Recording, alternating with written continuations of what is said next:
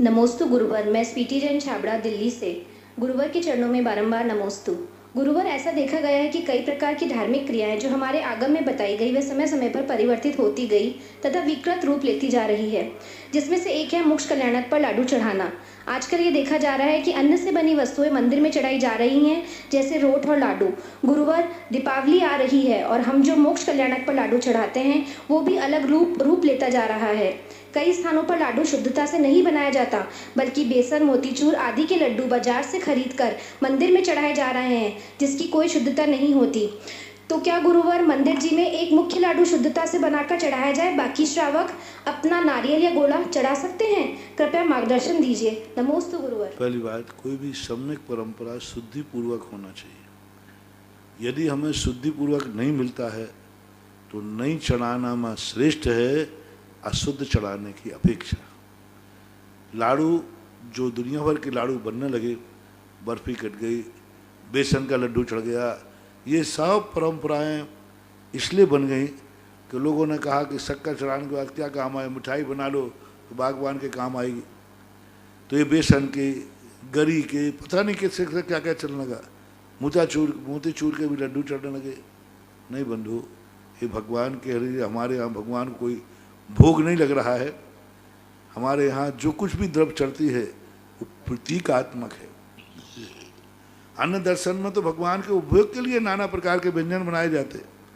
जैसे आपके यहाँ मेहमान आते तो आप नाना प्रकार के व्यंजन बनाते, ऐसे वहाँ भगवान के लिए भी व्यंजन बनाए जाते क्योंकि उनके यहाँ भोग लगता है, वो खाते। लेकिन आपके यहाँ तो जितनी द्रव्य चढ़ाई जाती है प्रतीकात्मक है, कोई ना कोई उसका संकेत है। भगवान को तो खाना नहीं, लाडू एक संकेत है, एक बहुत बड़ा संकेत है। लाडू मात्र पेवर शुद्ध शक्कर का बनना चाहिए। कैसे बनना चाहिए? शक्कर को कढ़ाई में पानी डाल करके थोड़ा सा उसको पहले छानना चाहिए, छान करके फिर उसका लाडू बनाना चाहिए। बहुत मुश्किल से बनता है, सबसे नहीं बनता। तो लाडू बना करके और फिर वो शुद्ध होना चाहिए और उसमें कोई भी चीज़ नहीं डाला। शक्कर का इसलिए कि आनंद का प्रतीक है, भगवान को मोक्ष हुआ। उसका आकार दिया हमारे यहाँ, आकार तबले के समान आकार होना चाहिए क्योंकि सिद्ध शिला ऐसी ही है। और पेवर शक्कर का ही बनना चाहिए क्योंकि उनका ज्ञान असाय है, मिश्रित ज्ञान नहीं है, मिश्रित शुद्ध ज्ञान है। इसलिए लाडू का एक महत्व होता है और किसी का लाडू शक्कर का ही लाडू बन के चलना चाहिए, अन्य किसी का नहीं। रही बात अनुपलब्ध होने पर क्या करें? अनुपलब्ध होने पर, नहीं बन पाने पर, नहीं बना पा रहे हैं तो बाजार का लड्डू चढ़ाना बिल्कुल ठीक नहीं है।